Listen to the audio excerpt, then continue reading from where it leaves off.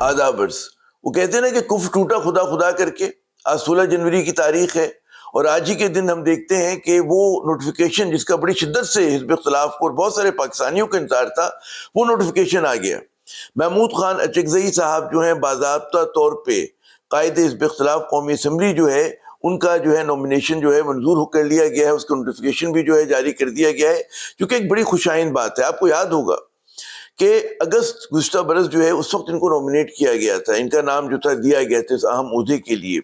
وہ عمر ایوب صاحب جب اس عہدے پہ نہ رہ سکے، ان کو سزا ہو گئی، اور اسی کے ساتھ ساتھ پھر جو ہے سینٹ کے اندر بھی علامہ ناصر عباس صاحب کا جو ہے نام دیا گیا تھا. ابھی ناصر عباس صاحب کا جو ہے نوٹیفیکیشن نہیں آیا ہے، لیکن امید کرنی چاہیے کہ جہاں یہ والا کام ہو گیا محمود خان اچکزئی صاحب والا، تو علامہ صاحب کو بھی جو ہے جلد ایک نوٹیفیکیشن آ جائے گا. یقیناً حزب اختلاف کے لیے ایک بڑا دن ہے، اہم دن ہے. اور آج ہی کے دن ہم دیکھ رہے ہیں کہ تحریک تحفظ آئین پاکستان کی پوری قیادت جو ہے محمود خان اچکزئی صاحب کی سرکردگی میں جو ہے رہبری کے اندر وہ سندھ آ رہی ہے. کراچی وہ پہنچ چکے ہیں اور یہاں پہ 3 روزہ ان کا دورہ ہے، بڑا مصروف دورہ ہے. اس میں کل جماعتی کانفرنس بھی ہوگی اتوار کے دن، جو ہے ہفتے کو وہ سن بھی جائیں گے. جی ایم سید صاحب کی سالگرہ کا وہاں پہ پروگرام ہے، وہاں پہ ایک جلسہ بھی ہے. اور ہم دیکھ رہے ہیں کہ ایک طویل عرصے کے بعد جو ہے کراچی کو ذرا سا حزب اختلاف لفٹ دے رہی ہے. 2 مرتبہ جو ہے ایک ہفتے کے اندر جو ہے خیبر پختونخوا کے وزیر اعلیٰ سہیل آفریدی صاحب یہاں سے ہو کر گئے.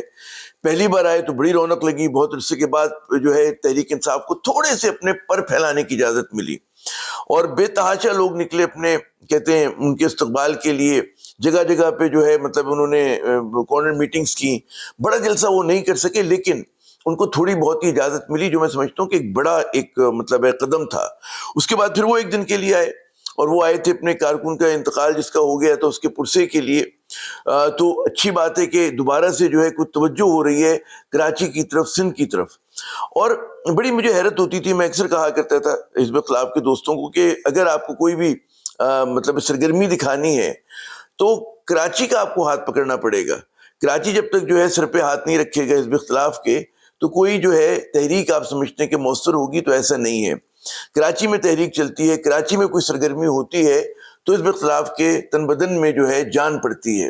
تو اچھی بات ہے کہ اب کراچی انہوں نے آنا جانا شروع کیا ہے. اور مجھے یاد ہے کہ ایک زمانے میں کراچی جو تھا وہ مرکز ہوا کرتا تھا قومی سیاست کا، اور یہاں پہ بڑے بڑے خود کراچی کے جو قائدین تھے جن کا تعلق کراچی سے تھا، وہ ان میں بڑے بڑے نام ہوا کرتے تھے. ستر کلفٹن اور بلاول ہاؤس جو تھے وہ بیسٹ نون ایڈریسز تھے، پتے تھے پاکستان کی سیاست کے.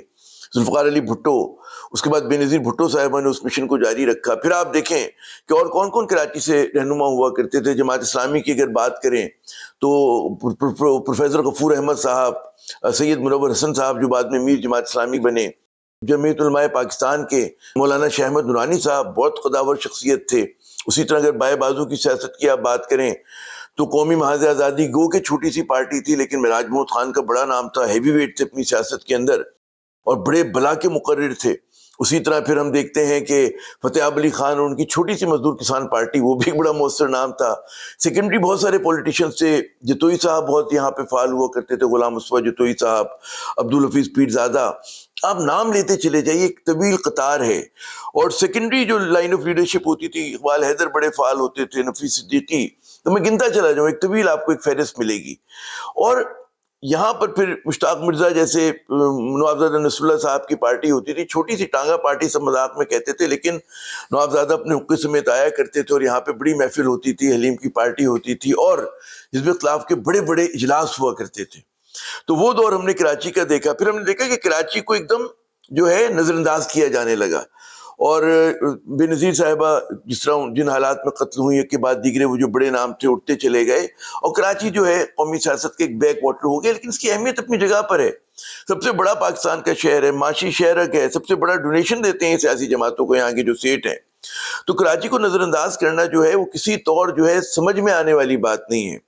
تو خوشائند بات ہے. اور اب ہم دیکھتے کہ نئے جو ویو آف پولیٹیشنز آئے ہیں حزب اختلاف کے، محمد زبیر صاحب کا نام آ رہا ہے، مفتاح اسماعیل صاحب کا نام آ رہا ہے، تو بڑی اچھی بات ہے. اسی طرح جماعت اسلامی کی ایک نئی قیادت آپ کے سامنے آئی ہے، وہ حافظ نعیم الرحمان صاحب، وہ کہ اب تو وہ منصورہ چلے گئے جب سے ان کی ترقی ہوئی ہے. تو یہ تمام لوگ جو ہیں کراچی کی ایک اپنی اہمیت ہے، اور یہاں پہ جب تک دیگر علاقوں سے تعلق رکھنے والے قائدین نہیں آئیں گے تو بات بنے گی نہیں.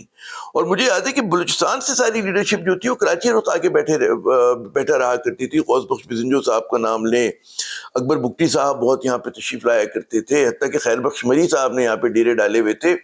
تو ایک کہکشاں تھی کراچی میں. تو جناب پھر جو ہے میں سمجھتا ہوں کہ کراچی میں سرگرمی ہو رہی ہے اور یہ بڑی خوشائن بات ہے, اس کا خیر مقدم کرنا چاہیے. لیکن تحریک تحفظ آئین پاکستان کا مشن جو ہے جناب والا وہ کوئی آسان مشن نہیں ہے.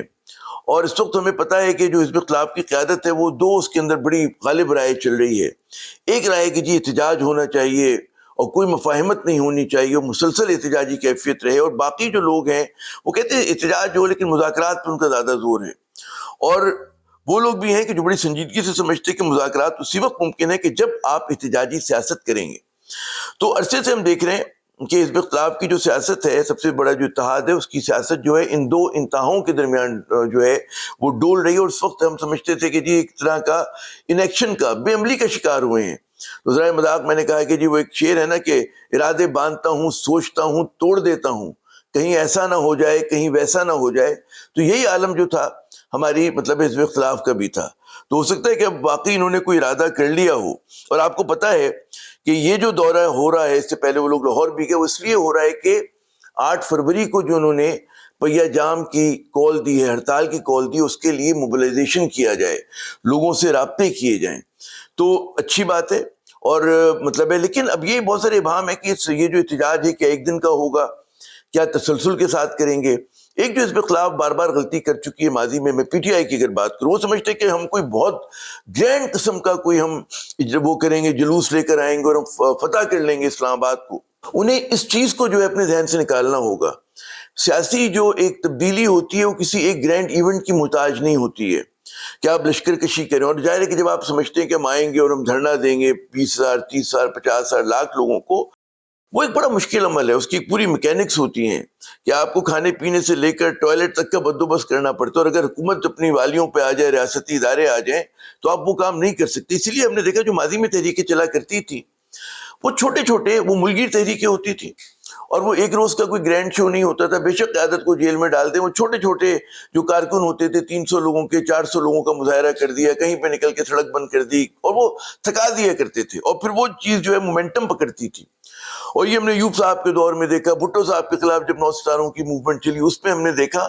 تو وہ ایک تسلسل ہوتا تھا, اس کے بعد آپ حکومت کو گھٹنے ٹیکنے پہ مجبور کرتے تھے.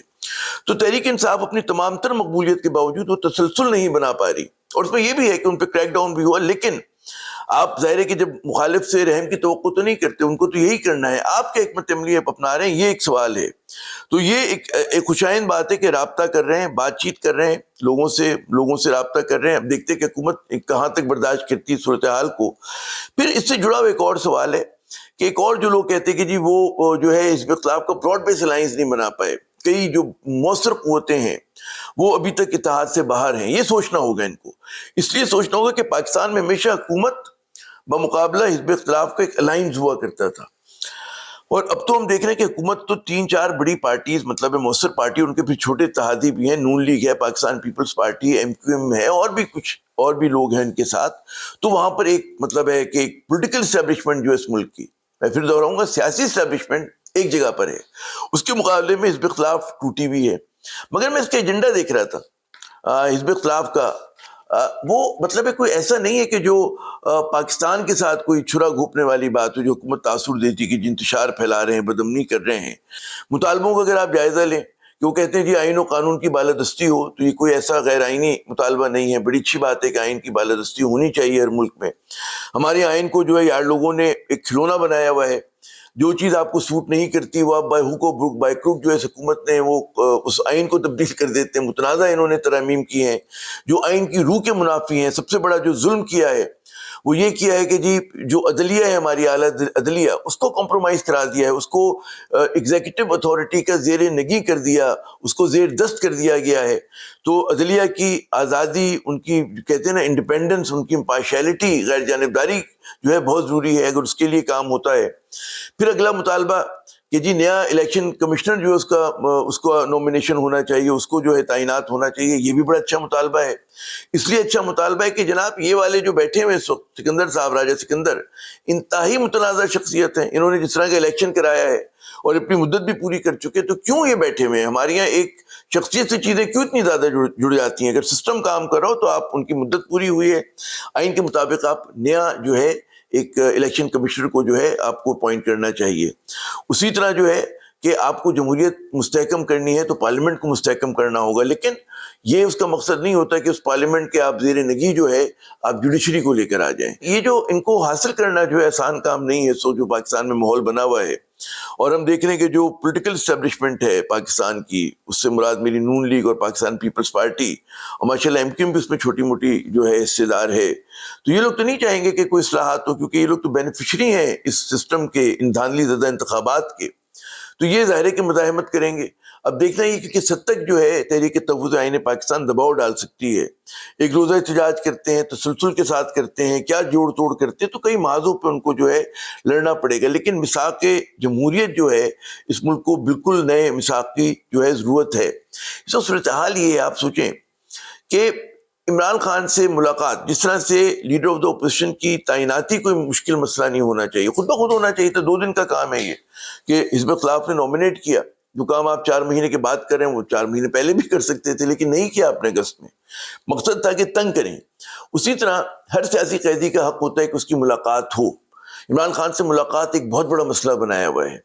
یقیناً عمران خان سے جب ملاقات ہوتی ہے تو یہ جو ان پہ تنقید ہوتی ہے کہ جی اس کو اداروں کے خلاف پروپیگنڈے کے لیے استعمال کرتے ہیں، ہوتا ہے، ان کو گریز کرنا چاہیے، لیکن آپ 1-2 بار ملاقات ہونے دیں۔ ذرا سا مطلب ہے کہ کہتے ہیں نا کہ خود جو کتھارسس جب نکل جاتا ہے تو چیزیں اعتدال پہ آ جاتی ہیں۔ ملاقات ہوگی تو لوگ سمجھائیں گے کہ جی آپ کی جو یہ پوزیشن ہے، جو سوشل میڈیا پہ طوفان مچا ہوا ہے پی ٹی آئی کی جانب سے، تو اس کو تھامنا ضروری ہے، کیونکہ کوئی بھی جو پاکستانی ہے وہ نہیں چاہے گا کہ آپ کا سب سے مضبوط ادارہ جو ہے وہ انڈرمائن ہو۔ فوج ہمارے لیے بہت اہم ہے، ہمیں فوج سے شکایت ہو سکتی ہے، لیکن ہمیں اس بات کا یقین ہونا چاہیے کہ بھی کورس کریکشن ہو سکتی ہے، ابلاغ تو ہو، بات چیت تو ہو۔ تو ذرا سا لچک کا مظاہرہ میرے خیال میں دونوں طرف سے کرنا پڑے گا، کرنا چاہیے۔ عمران خان سے ملاقات ہونی چاہیے، لیکن ساتھ ساتھ پی ٹی آئی کو بھی ذرا سا جائزہ لینے کی ضرورت ہے، قدم پیچھے ہٹنے کی ضرورت ہے کہ جس طرح کا پروپیگنڈا وہ لوگ شروع کر دیتے ہیں اشخاص کے۔ بات یہ ہوتی ہے کہ جو اچھی سیاسی تحریک ہوتی ہے وہ ایشوز پر ہوتی ہے، ان ایشوز پر ہوتی ہے کہ جہاں پہ لوگ ان کے ساتھ جڑ سکیں۔ مثال کے طور پہ مہنگائی ہے، قانون کی حکمرانی ہے، چھوٹے چھوٹے ایشوز جس پہ لوگ آپ کے ساتھ آ کے گیلونائز ہو جاتے ہیں، آپ کے ساتھ مضبوطی سے کھڑے ہو جاتے ہیں، وہ کریں۔ اور وہ ماشاءاللہ نون لیگ کی حکومت نے بہت سارے دیے ہوئے، مطلب مہنگائی یہاں پہ کس طرح کی ہے، لا قانونیت کس طرح کی ہے یہاں پہ، مطلب بڑے بڑے شہروں کی جو حالت زار ہے، تو پاکستان میں تو نظام چل ہی نہیں رہا، لوگ مایوس ہو رہے ہیں۔ تو آپ کے پاس ایشوز بے تحاشا ہیں، پھول بہت سارے ہیں، لیکن کوئی چاہنے والا ہونا چاہیے ان پھولوں کو۔ تو بالکل حزب اختلاف جو ہے تحریک چلائے، لیکن تحریک جو ہوتی ہے، آپ کو پاکستان کی سیاست کا جو میٹرکس ہے وہ سمجھنا ہوگا۔ وہ تحریک جو ہے وہ اداروں سے تصادم کے لیے نہیں ہوتی، وہ اپنے حقوق کے لیے ہوتی ہے، کورس کریکشن کے لیے ہوتی ہے، اس بات کے لیے ہوتی ہے کہ مزاحمت سے آپ گفتگو اور پھر مفاہمت تک چیزوں کو لے کے جائیں گے۔ یقیناً وزیر اعظم شہباز شریف صاحب نے جو ہے مذاکرات کی پیشکش کی ہوئی ہے، لیکن اس کے اوپر شک شبہ لوگ اگر کرتے ہیں تو جائز ہے، کیونکہ یہ جو کچھ اس وقت ہو رہا ہے اس کے جو بینیفیشری ہیں وہ نون لیگ اور پیپلز پارٹی ہے۔ اور یہ جو آرگیومنٹ ہے غلط آرگیومنٹ نہیں ہے کہ آپ کو معاملات جب تک اسٹیبلشمنٹ سے طے نہیں کریں گے، فوج کے ساتھ طے نہیں کریں گے، پاکستان کی سیاست جس بند گلی میں ہے وہ آگے نہیں بڑھ سکتی۔ مگر فوج سے معاملات طے کرنے کے لیے پی ٹی آئی کو ذرا سی اپنی تنقید کی آنچ کو کم کرنا پڑے گا کچھ عرصے کے لیے، اس کے بعد کوئی چھوٹی سی کھڑکی کھلے جہاں پر بات چیت ہو اور جہاں پہ new rules of the game set ہوں۔ کیونکہ جس چیز کا ادراک ہمیں نظر آ رہا ہے کہ جی ملک میں بہت مسئلہ ہے اور لوگ مایوس ہیں، لوگوں میں غم و غصہ ہے، کہیں نہ کہیں جو ہے مطلب اس بات کے احساس جو ہے وہ ہمارے اداروں میں بھی ہوگا۔ ہمیں پتہ ہے کہ پاکستان کو کس قسم کے بیرونی خطرات کا سامنا ہے، اندرونی یہاں پر کس قسم کے چیلنجز ہیں، دہشت گردی کے، علیحدگی پسندی کے۔ اس میں پھر پاکستان کی سب سے مقبول جماعت کو آپ نہ دیوار سے لگا کے مستقل رکھ سکتے ہیں، نہ دیوار سے چنوا سکتے ہیں، دیوار میں چنوا بھی نہیں سکتے۔ تو پی ٹی آئی کو آپ کو اس کا لیجیٹیمیٹ رائٹ دینا ہوگا اور دینا چاہیے، اسٹیبلشمنٹ کے انٹرسٹ میں ہے کہ وہ قوت جو ہے جو ایک سینٹرسٹ میں سمجھتا ہوں کہ سیاست کرتی ہے پاکستان کی، پرو پاکستان نیشنلسٹ پولیٹکس کرتے ہیں، ان کا اور فوج کا جو ساجھیداری ہے وہ مطلب ہے سمجھ میں آنی چاہیے، جس طرح دیگر پولیٹیکل پارٹیز کے ساتھ ہیں۔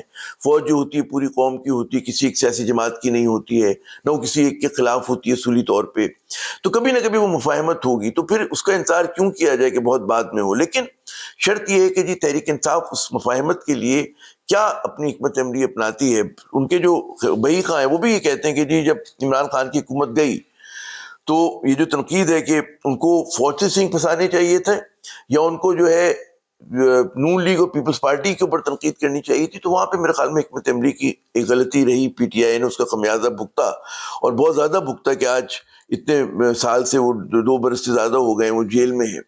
تو ایک ری تھنکنگ کی ضرورت ہے حزب اختلاف کو بھی اور ہماری حکومت کو بھی۔ ظاہر ہے کہ نون لیگ میں بھی ایسے لوگ ہیں کہ جو سمجھتے ہیں کہ جی کرائسس دور ہونا چاہیے، پیپلز پارٹی میں ہیں ایسے لوگ اور اسٹیبلشمنٹ میں بھی ہے۔